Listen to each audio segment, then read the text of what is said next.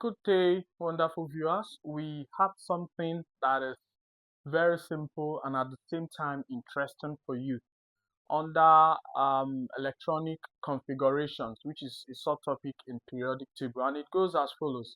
The number of electrons in the valence shell of an element of atomic number 14 is, if you know what you are doing, in less than 5 seconds, you've already got your answer. But for the sake of those that don't really know what to do, listen. So what are they saying? That we should get the number of electrons in the valence shell. The word valence here means last shell, okay, of an element whose atomic number is 14. Remember, atomic number here is the same thing in this regard as number of what? Electrons, okay, because in an atom, the number of protons equals the number of electrons, and the atomic number is equal to number of protons. This statement I've made is only valid for what? An atom. It is not valid for ions, please. It isn't. Okay, so what does this mean? Let's say the element in question is X and the atomic number is 14. So we are asked to write the electronic configuration, okay? So if you remember that when you were taught the number of electrons each shell takes using this formula 2n squared, right? For shell 1,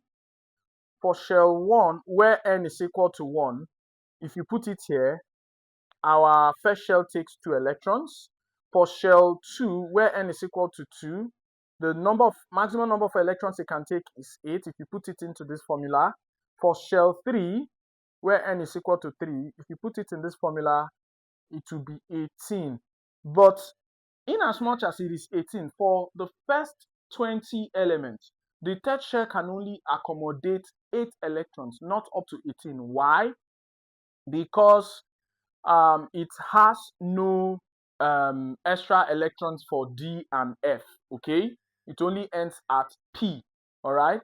So if you want to know more, just follow my channel. We'll discuss that under periodic table soon, okay? So for this element that is not above 20, the third shell here can only take 8 and not 18. It is what? An exception to this idea here. Okay, so with these ideas, let's go back to the question.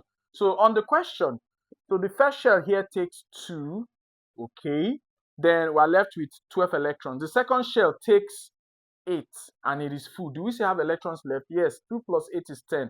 Yes, we'll still have something.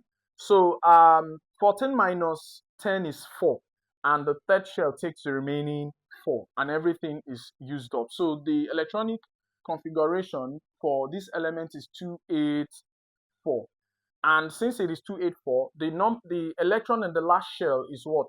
4. So our answer is option D. Thank you for watching. Remember to like, share, and subscribe to our channel.